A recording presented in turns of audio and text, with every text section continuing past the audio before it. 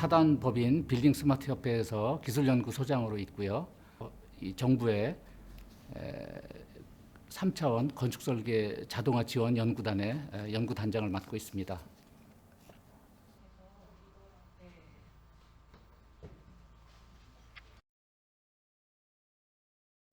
1984년도 제가 입사할 당시에는 정림건축은 이미 캐드 도입을 일단 결정을 한 상태였다고 말씀드릴 수가 있고요. 당시에 캐드에 대한 기대나 인식이 사실 지금 시각에서 봤을 때 그렇게 구체적인 것이 이렇게 수립되어 있다고 보기는 좀 어렵다고 생각을 합니다. 다만 당시의 기대는 새로운 어떤 그 시도를 통해서 회사가 한 단계 이렇게 도약을 하고 또 이를 통해서 그 선진국들의 그 설계사무소의 어떤 그 기술 수준 이런 부분에 좀 더 근접하고자 하는 어떤 희망 또는 그런 기대 이런 부분이 아니었나 이런 생각이 듭니다.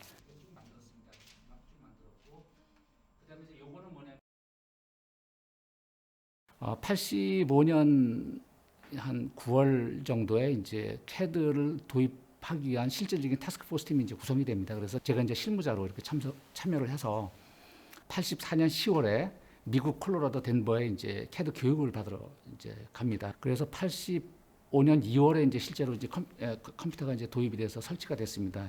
저희가 썼던 그 이 캐드 시스템은 이제 그런 시스템이 아니고 일반적인 사무 환경에서 이렇게 올려놓고 사용할 수 있는 당시 이제 워크스테이션이라고 불렀는데요. 굉장히 이제 고성능의 컴퓨터를 폐쇄적인 공간에서 이제 바깥으로 끌어내서 이제 사용할 수 있는 장비였습니다. 일단 도입해서 활용을 하다 보니까 일단 맨 먼저 이제 부딪힌 것이 이제 한글이 좀 이렇게 표현이 안 되는 문제가 좀 심각했습니다. 이 부분을 저희가 사진 식자를 이제 만들어서 이것을 크게 확대를 하고 또 아르바이트생을 고용을 해서 이 아르바이트생들이 이 좌표들을 분석을 하고 또 컴퓨터 소프트웨어를 이용을 해서 이걸 전부 다 이 캐드로 변환을 시켰습니다. 어떻게 하면 이제 이렇게 이 생산성을 좀 높일 수 있는가에 대한 어떤 이제 문제에 이제 당면하게 되었고요.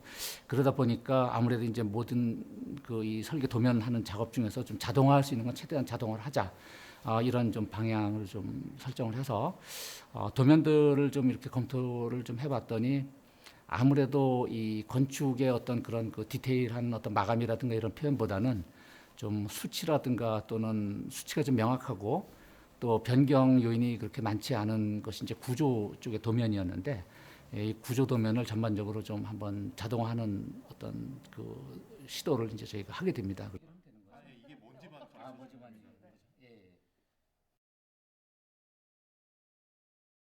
정림건축에서 이제 캐드 시스템이 도입됐다라고 하는 어떤 이런 이제 소식이 이제 알려지게 되니까 많은 이제 건축가분들께서 이제 정림건축에 이렇게 이제 견학이라든가 이제 이렇게 해서 오셨는데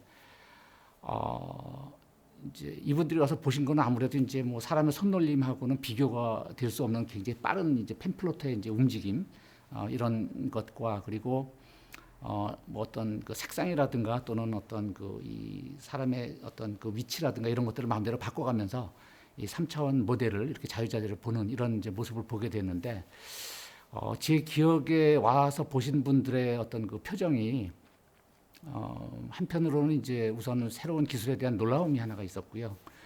또 하나는 이제 그 미래에 대한 좀 어떤 당혹감이랄까요? 뭐 그런 어떤 그런 이제 느낌이 이렇게 교차하는 어떤 그런 이제 모습들을 보이셨는데 뭐 사실 지금도 제 아주 기억이 아주 선명하게 그런 기억이 좀 남아 있습니다.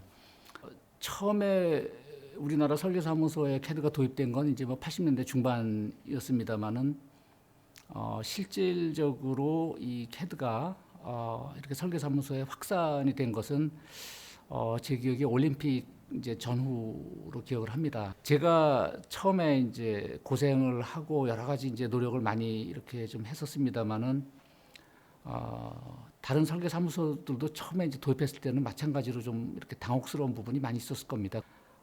당시는 어떻게 보면 굉장히 자연스럽게 이 모임이 좀 결성이 됐습니다. 건축 캐드 동호회라고 하는 어떤 그런 이름이었습니다. 지금 생각하면 많은 이 건축 설계 사무소에서 누구나 겪을 수 있는 어떤 혼란이나 또는 시행착오 이런 부분들을 서로 같이 모여서 어떤 공동의 어떤 이 만남을 통해서 좀 해결하고자 시도했던 아주 의미 있는 어떤 그런 모임이었다고 기억이 되고요.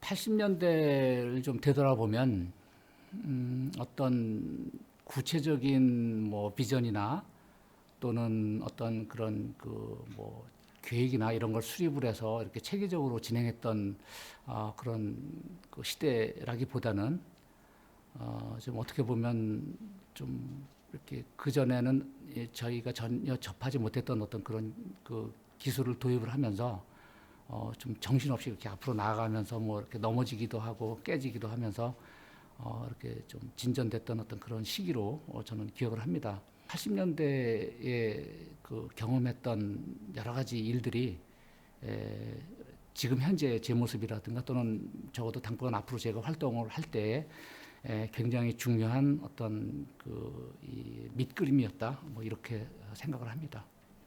완성이 된 거를 이제 시설하게 하기 전에 디벨롭하기 위해서 이제 도면화시키기 전에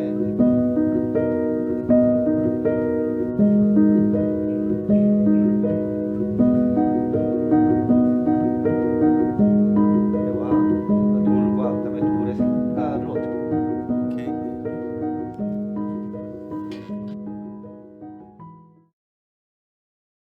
네, 안녕하세요. 저는 정림건축에서 현재 디자인 총괄사장을 맡고 있고요. 어, 지난 6월까지는 대표직을 수행했었습니다. 86년도에 정림에 입사해서 사원으로 입사해서 대표까지 됐으니까 꽤 많은 시간을 정림에서 보냈죠. 30년 이상을. 예. 디벨롭하기 위해서 이제 도면화시키기 전에 그렸던 어떤 그런 지금도 그렇지만 그때도 역시 그 아틀리에 사무실과 이제 조직형 사무실을 이렇게 좀 뭔가 표방하는 그래서 이렇게 약간의 그룹이 두 그룹 정도로 대별이 돼요. 한국계 건축 그 설계사무소 구조가. 근데 대부분은 다 아틀리에죠. 다 소형 아틀리에 중심으로 또 작가 중심으로 그렇게 가고 있고 그때 당시는 워낙 건축계에도 김수근, 김중업 이런 분들이 뭔가 탑 건축가로서 이 사회 건축계를 주도하고 있는 그렇지만 그분들이 타계하시고 이제 제 2세대로 트랜스퍼가 되면서 그 사무실에 이제 그런 뭔가 이렇게 발전상들이 조금씩 달라지긴 하죠.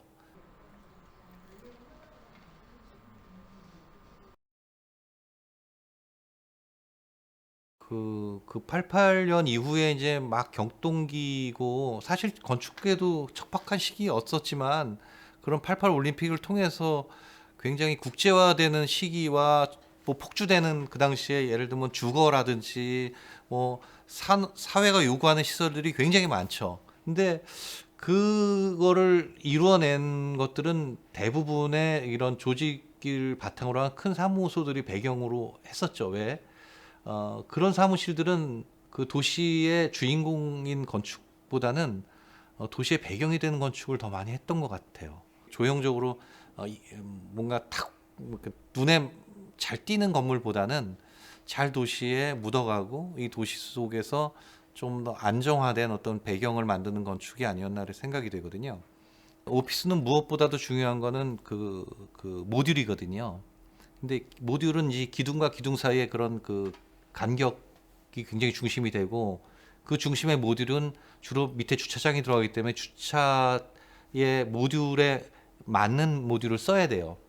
그런 것만 잘 정리가 되면 오피스는 오히려 층별로 심플하게 이렇게 이제 표준화돼서 올라갈 수 티피컬 공간이 많으니까 오히려 오피스 공간 설계는 그런 이센셜한 그런 본질적인 것만 몇 개 잡아내면 굉장히 편한 디자인으로 갈 수 있었고 또 의지도 굉장히 좀만 가지면 외피를 또 자유롭게 만들 수 있으니까 공간이나 이런 치수라든지 돌 나누기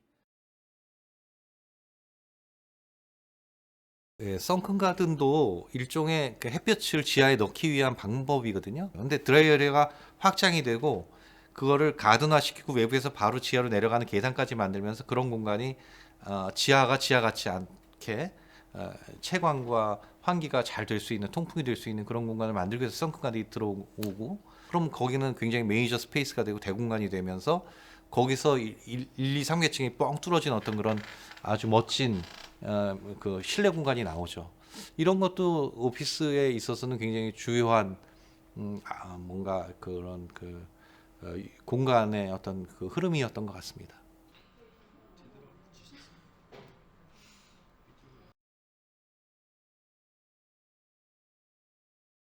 이제 그때 뭐 우루과이 라운드니 뭐니 해서 이제 개방화가 거의 뭐 한국의 건축계도 예외가 아니고, 그러니 학계에도 그때 건축학과가 생기면서 5년제로 만들고 인증을 받게 되고, 또 우리 건축가들도 들어오는 해외 건축가들의 어떤 그런 거를 뭐 수세적으로만 있을 수 없고, 근데 마침 94년인가 5년도에 이제 그 국립중앙박물관이 UIA로 처음으로 공공 현상 설계가 나오죠.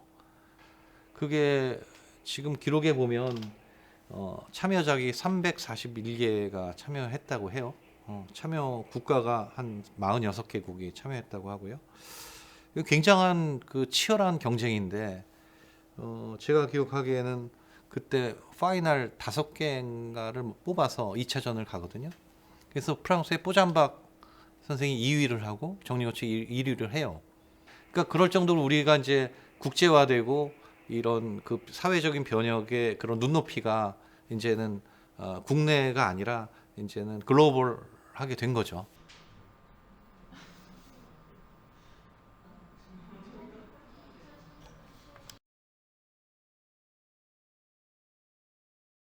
창간호를 이제 만들게 되면서 사내 소통이 첫 번째로 굉장히 중요했고요. 두 번째는 이제 기술 정보지의 역할을 하는 거죠. 그래서 이게 사회보가 되면 굉장히 좋은 어떤 그런 뭐 논문이 됐든 신기술이 됐든 아니면 건축과 관련된 또 건설과 관련된 여러 가지 그 대외적인 어떤 그런 것들이 담기기도 하고, 또 실제로 우리의 작품 디자인을 담론으로 여기다 풀었을 수도 있고요. 아이디어가 이렇게 좀 더 구체화되기까지는 이런 스케치가 굉장히.